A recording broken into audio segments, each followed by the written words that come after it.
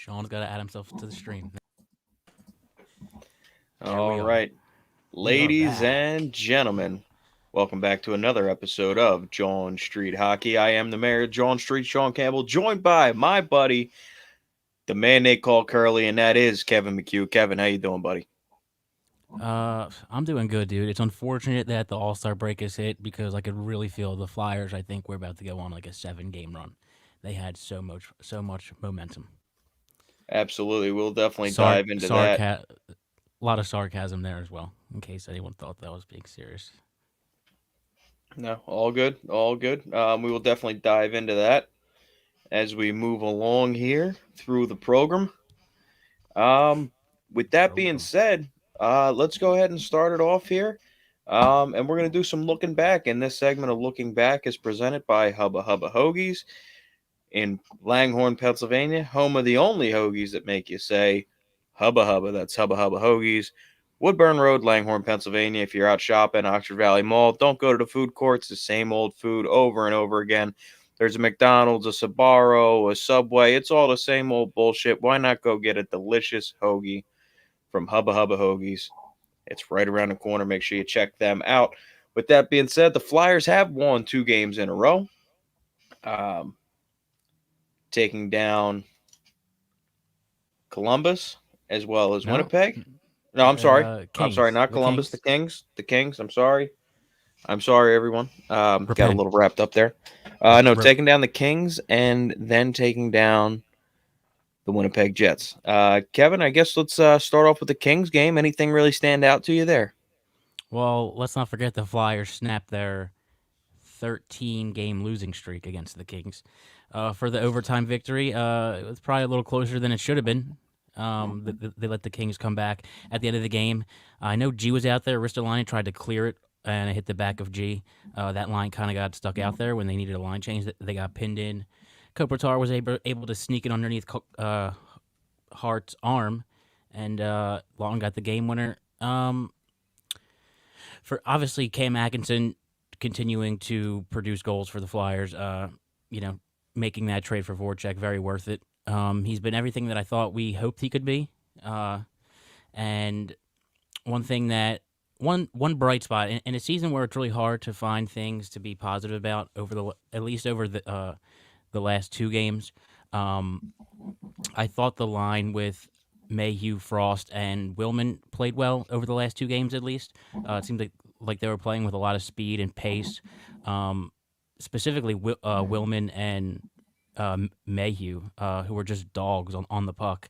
I think Frost has looked the best that he has with them. They have chemistry from the minors, and I think it's showing a little bit. And then other than them, Isaac Ratcliffe, which I'm sure we'll get into. I know you Absolutely. wanted to talk about him. Yeah, we'll dive into Ratcliffe a little bit later. I think his play has merited its own segment, and I will leave it at that. One thing that stood out to me um, in that game is I think TK started to play a little bit more like himself. You touched on the Mayhew Frost line there, and I think those guys, like you said, they have a little bit of chemistry going on from their time playing together down in the minors. And honestly, I'm really starting to see the depth in this team.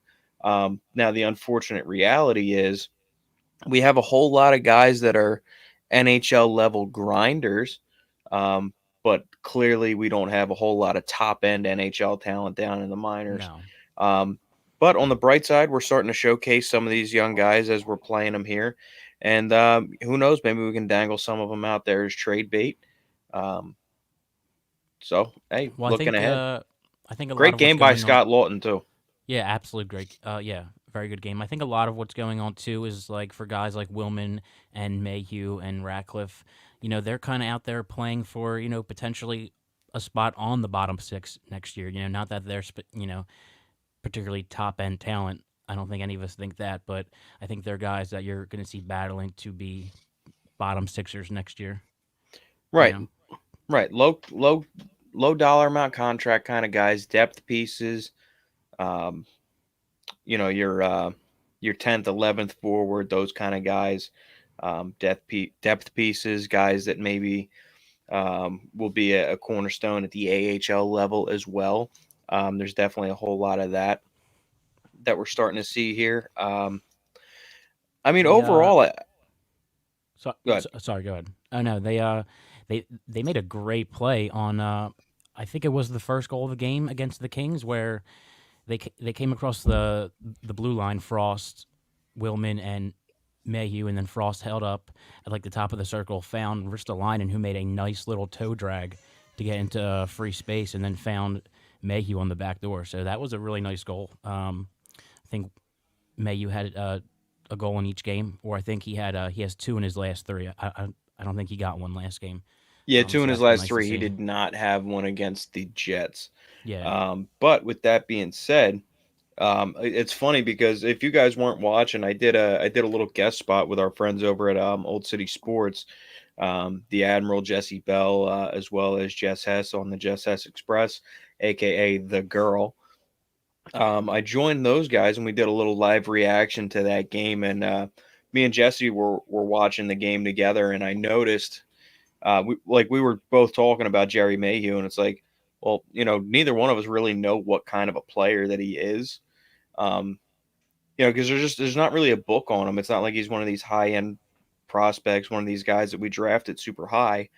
So we don't really know a whole lot about him. So we're both kind of sitting there going, well, what kind of a player is this guy? So we kind of know what to look for. And I had turned to Jesse and I said, well, I couldn't tell you that. The only thing I could tell you is Jerry Mayhew either looks like my accountant or a chubby Spike Eskin. That's really about it. Um, and no sooner, I think it was 2 minutes later, he pots a goal. So, um, You but yeah, spoke it no, into he's existence. definitely showing some potential here at the NHL level. He's showing some grit and tenacity for a smaller player. You like to see that. Yeah, well, you know what? He's getting his shot now, and he's going to continue to get a shot until, you know, if or when, some of the players who are hurt right now do eventually come back. So he's going to get his opportunity. And uh, if there's one thing I am excited about going forward in terms of like watching them play, it's to see if that line can keep playing well and if Frost can start to build on his play of the last two games at least. Even though I think that line's been together for about a week or so, if I'm Yeah, correct. definitely looking for Frost to take another step here moving forward. Anything else really standing out to you from that Kings game? Scotty Lawton, obviously, with the OT winner and a critical assist in that game. Uh, the only other thing that really stands out, and I know you talk, is obviously Ratcliffe, but I know that you want to put a whole segment on him, so I'll save that for later. Absolutely. All right. So, looking forward, but again, still looking back, presented by Hubba Hubba Hoagies. Let's move into the Jets game. What do you got from the Jets game? Scott Lawton, another really strong game in that one. TK had a beautiful snipe. Um, I thought they played fairly well. They were out shooting them most of the game. I think the Jets took over in shot advantage in the third. I thought it was a more consistent game from them. There weren't too many times where they were, getting their shit pushed in for long periods of time, like we're accustomed to seeing. And I thought they did a good job at exiting the zone. I thought the Frost, Willman, and Mayhew line looked good again. I thought Ratcliffe looked good again. I think Hart played well as always. Yeah, you can always, and it's funny too. I was talking to somebody about this yesterday. Um, Carter Hart lets up the squeaker early, very early in that game, but he was lights out after that, Yeah. and that kind of poses the question. Um, and I'll ask you if you feel the same way. I feel like Hart plays better when he's feeling a little guilty. He let in the squeaker early, and then he just shut the door. And you kind of see that time and time again. Hart's always good for a couple of squeakers, but he always plays better after he lets one up. Yeah, I think it's a sign of being uh, even keel. Uh, I think he's a goalie who, when he's playing his best, he's not getting too high or too low.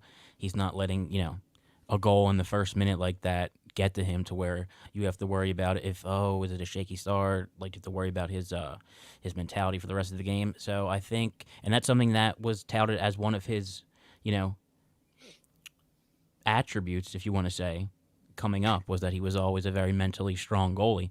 And last year was rough, but I think you're seeing that this year. I think you're seeing a very nice bounce back year from Carter. Well, see, I think those goals do get to him, but I think they get to him, and it affects him in a positive manner, if that makes sense. You think it Like might up he he knows. like he ups his intensity a little bit. Yeah, he ups Like his he intensity, but he's not. lets it get mad. It's not like he's trying too hard. Like he just knows that he has to make the plays that come to him, and he does that a little bit better. I think after he's playing a little bit guilty.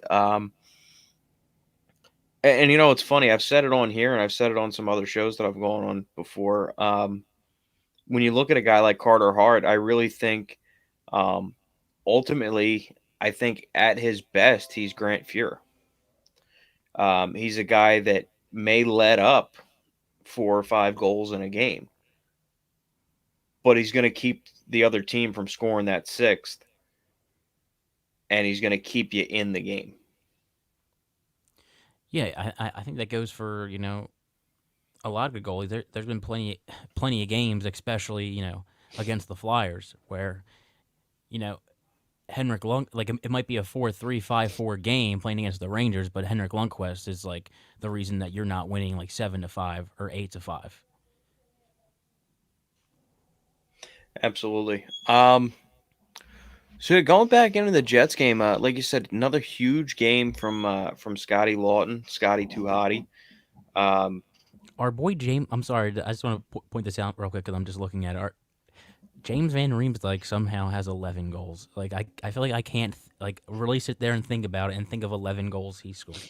yeah, it's definitely been a very sneaky season. Um, but I got to be honest with you, I really, really hope that he continues to, kind of dial up the pressure here and continues to produce. Purely for the fact that I want to move off of that contract in the off season. I feel It's a like, it's a must. well, not only is it it's more movable now. Like when we first talked about moving that contract coming out of the bubble season, um, there was still a lot of term left. It was that contract was damn near an immovable object. But now there's not as much term there, and I feel like it's gonna be a little bit easier for us to move on from him. You won't maybe have to give up a huge asset to get somebody to take on that salary. You look at a team like Phoenix, who's looking to open a new barn over in Tempe, Arizona. He's a guy that they could bring in there to maybe try and sell some season tickets, similar to why the Flyers brought him in for his second stint here, right? So, yeah, I hope JVR continues to kind of produce at this clip. Again in the Jets game there, he had a goal, which was nice. I believe Lotz was involved in that one as well. Yeah, his shot created the rebound. It was a 2-on-1. Yeah, and going back to Lawton, man, Lawton is another guy that I feel like he just shows up in big moments.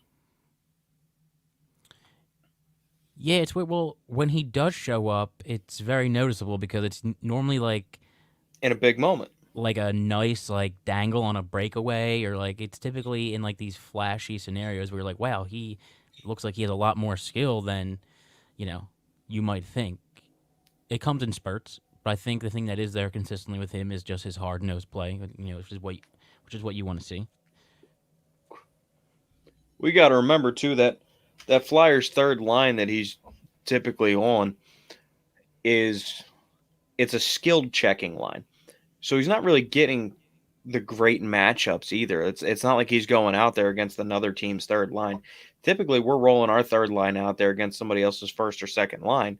So he's spending a lot of time focusing on the defensive side of the puck. So he doesn't really get to showcase those silky mitts as often as you'd like.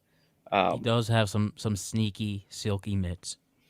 Absolutely, but definitely solid two-way player, and I think now more than ever with the lack of good hockey that we've experienced here, I think um, now more than ever, we're starting to see why Scott Lawton was a guy that Chuck Fletcher refused to move at the trade deadline 2 years ago. Well, I think it's also important, in terms of Scott Lawton, that we also had a guy and have a guy that like genuinely wants to be here and play in Philadelphia. And I think that played a lot into it as well. Like someone who is enthusiastic about playing for us. Absolutely. You got anything else on the Jets game? Lynn Blom had the empty netter there, or I'm sorry, yeah, he had the empty netter there at the end. Uh, Not particularly on the Jets game, but something that I thought about over the last day or so, um, especially with Atkinson's 2 goal game against the King. That's like it's a player that when they were talking about the core in that press conference with Chuck Fletcher and Dave Scott, like, and they talk about like having nice pieces. You think of Cam Atkinson as that nice piece, which he is. But if he's scoring at this clip and keeps producing at this clip, like that's someone who at the trade deadline for a team who might need like another winger to like compete, you could get something I think pretty nice for. Not that I want to get rid of him. I Yeah, I just was think gonna say I it's kind of it's a see thought. him as part of that core group moving forward. Um, let's see. You did mention how Lutz is a guy that's very dedicated and he's willing to do whatever it takes to get this team a win. And that brings up another guy, Rowdy Isaac Ratcliffe, who's no longer making me look like a donkey because he is playing his fucking ass off in the show. And this segment on Isaac Ratcliffe is brought to you by Neshaminy Creek Brewing Company, home of the official beer of John Street. And that, of course, is an ice cold can of John. Make sure you pick that up everywhere fine beverages are sold. Chamonix Creek Brewing Company, ice cold John. Get yourself a 6 pack today. Uh, so Rowdy Ratcliffe, he is another one of those players who, at the moment, over his 2 games that he's played only in a season of misery, uh, was Just a fun to glimmer of watch this hope. week. It was just fun to watch. Didn't do anything spectacular, but it was nice to see a gigantic forward who isn't a great skater but can skate pretty decently. He's not like a Sam Morin out there or anything, and actually throwing his body around.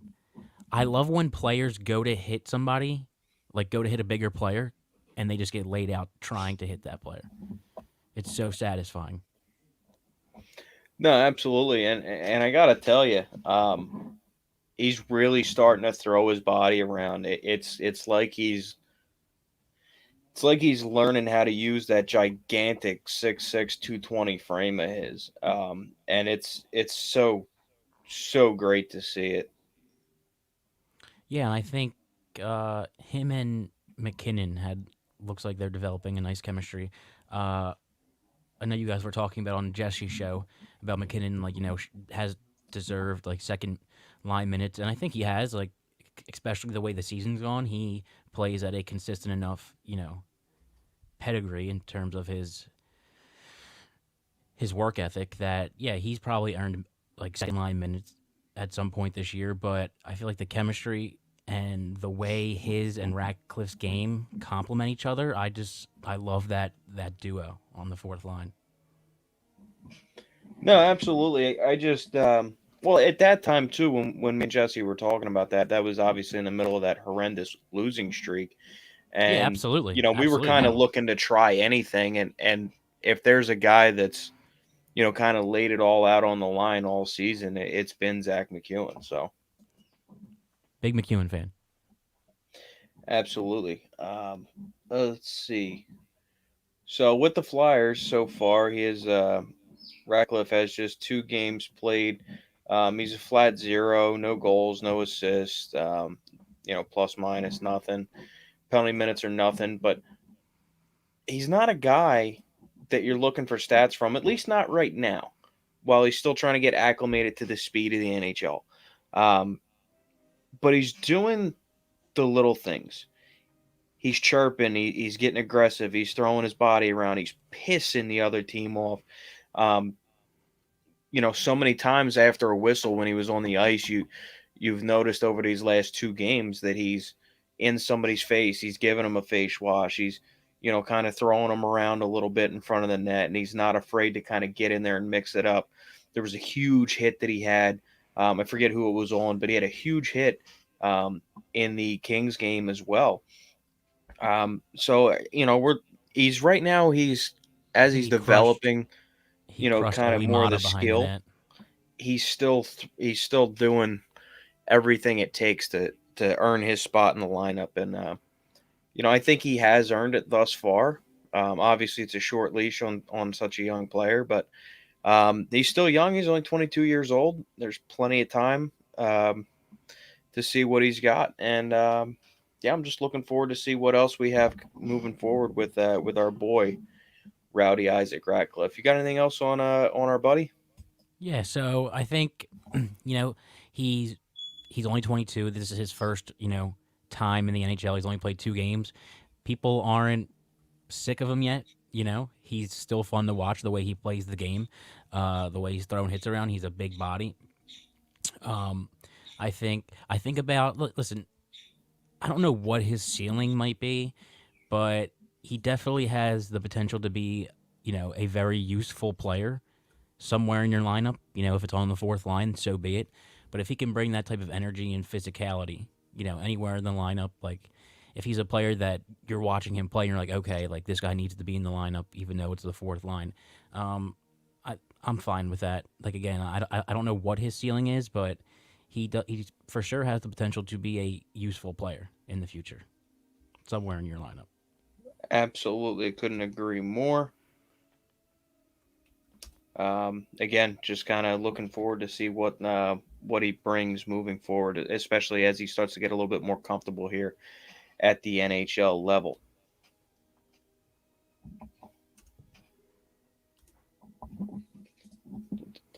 Which brings me to our next segment of tonight's episode, Claude, captain of the Metro. And this segment is brought to you by Norse Beards. Our friends over at Norse Beards, that's Norse, Norse, beards.com. Use the promo code JOHN for 10% off your entire order. Kevin, our captain, not the one that everybody has wanted, but he's the captain that we've needed for so long. And now he's the captain that the Metro needs. As Alex Ovechkin says, fuck you to the All Star game. Our boy gets in there, and no surprise here, he's voted captain. Well, I think Ovechkin is in COVID protocol, right? Yeah, he's in COVID protocol, but it's not the first time that he hasn't participated in the All Star game either. Right. Well, listen. If you look He's a at guy that the notoriously wants the weekend, to kind of rest and kind of, recharge. So, yeah, well, obviously Giroux is the captain because Ovechkin is not playing, and if you look at the Metro lineup, the roster for the Metro, I don't think there's any other team captains on there besides Giroux. So, and he's probably the longest tenured player as well. So it only makes sense that he would be captain.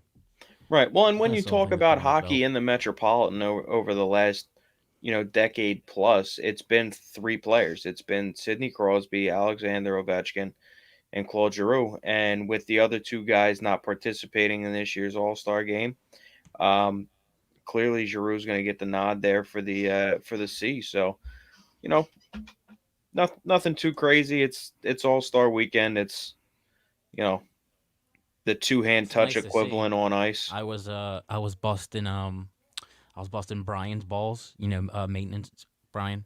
Yeah, yeah, Yeah, I was busting his balls because he does not like G, like at all.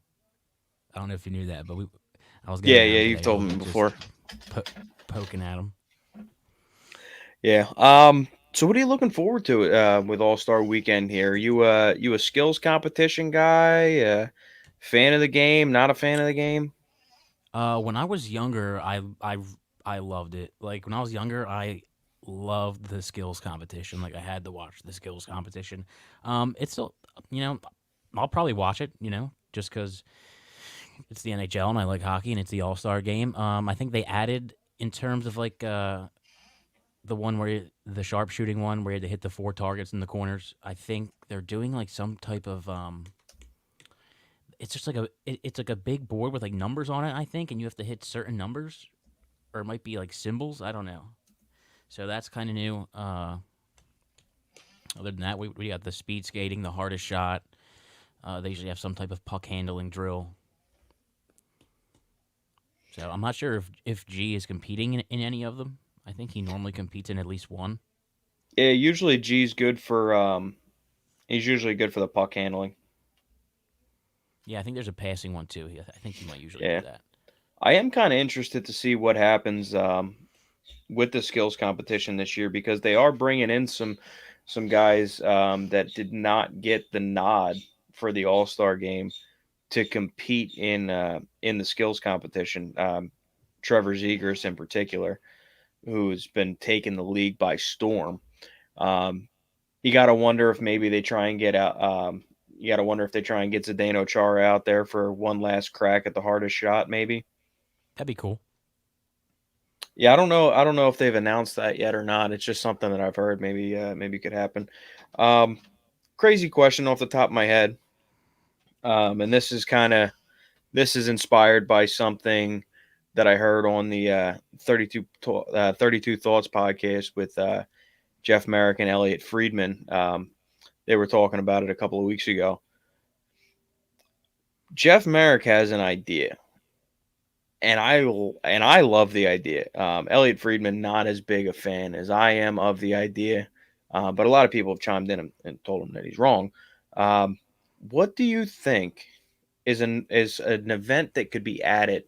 Something a little bit different, like maybe a question that you know, it, like what would answer a question that you've always had that you're not going to get on the ice.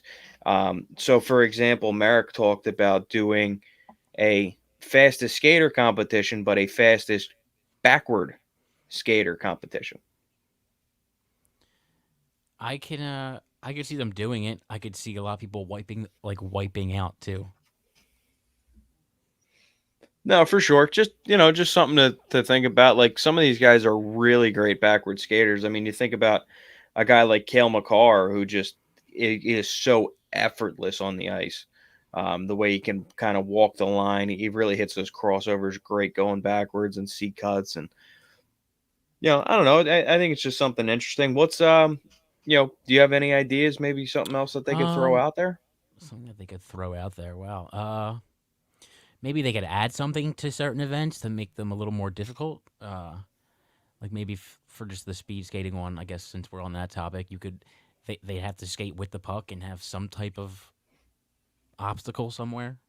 I don't whether you want to be like having to flip the puck like a saucer pass over something while you're skating or something like that. I don't know. Well, see now the speed skating isn't really one that I'd like to fuck with. I think that particular event does exactly what you want it to do. You want to know who the fastest guy in the league is, and I think that answers that question, wholeheartedly there. Um, I don't know. I think maybe I say goalie fight. Have the goalies that are there fight on the ice and have that as a competition. Winner gets the point. well, you ain't getting that at the All Star game, but you might get it Goalie with fight. Ice Wars. It's a skills competition. It's your fighting skills. Goalies, 3 rounds each. Tournament. You must have been keeping up with the Ice Wars. That's at Ice is War. Our friends over at Old City Sports, along with AJ and Jimmy Galante from the Danbury Trashers, putting together a little on ice Warriors fighting league. Make sure you check that out. Give them a follow on Twitter at Ice is War. Um, Now you know what I think would be a fun one to add. Um, Maybe put your targets in right. Put your targets in the net, and then do like the breakaway competition. So you could add this to the breakaway competition. It would be you could make it like a point system. So if you're able to hit the target behind the 5 hole, it's 3 points. If you hit, the corners, it's 2 points. If you don't hit any of the targets, but you still score, it's a point. You know what I mean? Maybe each guy gets like 5 tries, and then So there is a goalie in it. yeah, there's a goal. It's Okay. still so basically you're almost combining two events and then adding like a scoring system to it. I think that'd be kind of fun because then you could get to see some guys maybe try some moves that they otherwise wouldn't. Um, you know, Yeah, I think it'd be a fun idea. I mean, listen, when it comes to like all-star games and skills competitions, they're constantly looking for ways to spice it up because, like I said, for me, it was a lot of fun to watch when I was younger. I still do enjoy watching it, but it's not the same as when I was a kid. For me personally, now what? So we talked a lot about the skills competition. What do you think about the game? uh, I don't know. Do they still do the 3-on-3 tournaments? Yeah, it's still 3-on-3.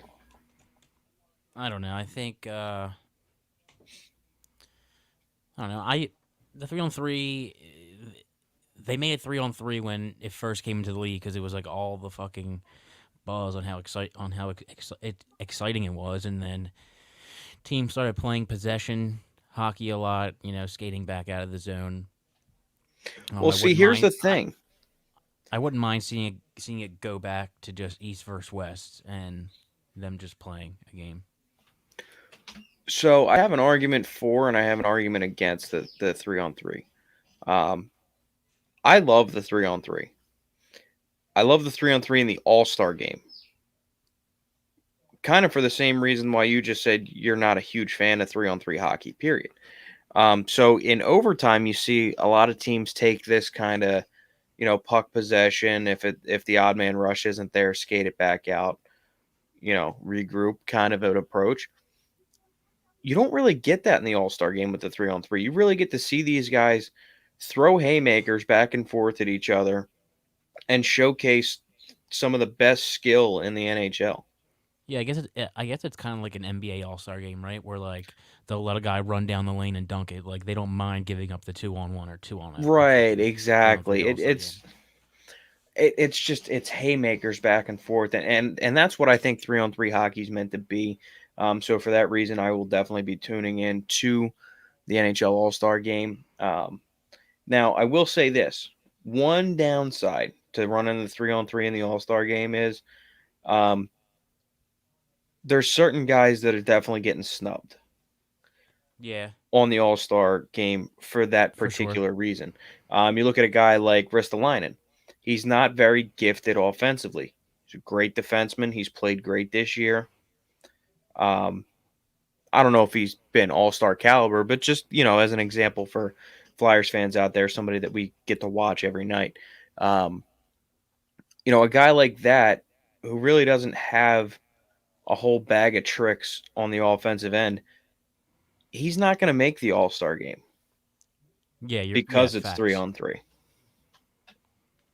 And even at that, like in terms of defensemen who make the All Star game, a lot of it is geared towards offensive defensemen. Like unless you're one of the best defensemen in hockey, who you're obviously great offensively and defensively, like a Victor Hedman or a Roman Yossi or a Kale McCarr. If you're not one of those types of defensemen, the only way you're making the All Star game is if you're a good offensive defenseman and you're putting up points. Like I don't think there's a lot of defensemen out there now who like you brought up Ristolainen, and someone who isn't like the best offensively but plays a very physical style of defense and is like good at protecting the net. Right now, he's no slouch on the offensive end either. No, like we talked about Um, earlier in that Kings game, he made that really nice toe drag to the front of the net and found Mayhew back door with a backhand pass. So it's there. He produced a fairly decent amount of points in Buffalo. Not as much here as I thought he might get, but well, they also asked him to play a lot more power play time up there in Buffalo as well. yeah, more ice And he time in does have a general probably. hell of a shot from the fucking point too, Yeah, he's got a clapper. for sure. While we're on the All Star break, I got to pose the question: All Star break, is it a momentum killer? And this segment is going to be brought to you by Pike's Pub, Pike Plaza, 2nd Street Pike, Southampton, Pennsylvania. Home of the coldest beers in Southampton, minutes from Street Road. Pike's Pub, great place for a beer and a bike. And you can find your favorite Flyers podcast, John Street Hockey, out there once a month, doing live shows, giving shit away, drinking beer, and talking hockey. So stay tuned for that. We got an announcement coming soon on when our next show at Pikes is going to be. So make sure you're tuned in on all our social media channels. So yeah, Kev, what do you think? You think this is going to kill any kind of momentum that we built in the last 2 games? I mean, obviously we're not in a position to gain any ground as far as the playoffs are concerned, but I do think that if you are going to take this, hard retool approach and you're going to pick a core group of guys to build around, I do think it's important that that core group of guys is still trying to win, because it's very hard to get rid of that loser mentality once it starts. You've seen it with the Sixers now for so many years, a team that was asked to lose. So I don't think it's a matter of like them like wanting to win or lose. I think that with the specific injuries that we have, like I just don't think it's going to be like an option that the core will get to play together in general. I just don't think it's going to happen. Like I don't think you're going to see Hayes, Couturier, Ellis, and Farabee all out there at the same time this year. No, but And you, just like for some of the guys that are going to be around moving forward, and also the guys that you want to showcase to maybe try and package them up this offseason. like I think the team that we see now in terms of the lineup the past couple games, I think that's the team you're going to see for a little while. And obviously they're going to try to win, especially when you have younger guys playing in the bottom 6 who are hungry and need to prove something. And you have guys like G who just, the guy's always playing hard and producing points. That's just what he does. Right, and that's Like, kind of where I'm at as well. And but that's I why I think, posed the question: is the All-Star break going to kill any kind of momentum that we've built up over these last 2 games? you know, I don't know how much momentum did we have to lose. We obviously just won 2 in a row for the first time in who the hell knows how long. I'd have to go dig into the history books. Well, I'll say this much: coming off of a 13-game losing streak, when you win that first one, it feels like you just won a fucking playoff series. Yeah, yeah, no, yeah, I mean it seriously. does. So, No, it's a big and you weight know off that your they were back. riding that high going into the Jets game, and to then pick up another one, and now all of a sudden you're shut down until the 9th, almost a week off. It's Well, listen, you played the Kings, who I think have been better than expected, probably an average team this year, maybe above average. I think their records maybe like 25, 16, and maybe like 5 or something like that. So that was a nice win. They beat us earlier in the year when we went to see them out there. Um, and then we played the Winnipeg Jets, who were kind of in a similar situation as us. They had just lost their last 6 in a row. I mean, listen, winning can be contagious and winning is fun. And obviously, when you're having fun, you want to get out there quickly. So their schedule is kind of tough coming off of the All Star break. I think they got Washington and Carolina, but it could be. I guess we won't really know until we see them play. But then again, when they go out there and they play against Washington, is it gonna and they lose, or if they lose, is it gonna be because they lost their momentum, or is it gonna be because they're just not that good? well, no, obviously it would be because we're not that good, but we got a couple of winnable games coming up here against Detroit. Yeah, well, it's funny. The It's a thing home is, and home like, series. I'd at least like to win the home game. if you look at the playoff standings and you look at Boston, who holds the last wild card spot, and then I think the next team below them, I think it might be Detroit, but they're like almost 10 points behind them. So it's like there's the playoff team, and then there's everybody else, and everybody else, I think on a given night we have a chance to beat. Right. And those are the games that I'm really gonna be. Those are the games that I'm gonna watch a little bit closer. You know what I mean? Like I know when we play Washington or we play Tampa, we're gonna get our asses spanked. But when we play teams that we have a chance to beat, I want to see what some of these young guys have. Absolutely. I mean, that's why you're watching right now, right? I Right. mean, obviously, we'd like to have a nice draft pick, but we would also like to see some of these young guys getting a chance play well. Like, I think you can want both and hope for both. I think you can hope for that, knowing that we're not a good team anyway, and that we're not going to win a lot of games. I don't think there's anything wrong with, you know, knowing that we're a bad team. Uh, so I mean, I'd say I'm on your boat in terms of wanting to see these young guys play well. I don't want them to just play like shit so that we lose every game. I mean, during parts of this season, I felt like that just out of frustration with the team. But you know, I want to see these young guys play well. Absolutely. Um. All right. So we're gonna move into the final segment of tonight's episode. Final thoughts, Kevin. What's your final thoughts? Maybe something that happened this week. Maybe what you can expect out of next week. Don't dive too deep into next week though, Uh, because we're coming back at you on Monday, along with friend of the show, somebody you all know, Jason Martinez. So make sure you're tuned in on Monday at 8 o'clock, where we are going to be joined by the one and only Jason Martinez, host of Flyers Daily Podcast. And you can also hear him on 97.5 The Fanatic, doing pregame, postgame, and intermission reports on all Flyers games. my final thoughts. I think it's something that I touched on, during the show, and that's, you know, look for the positives. Look for the young guys to play well.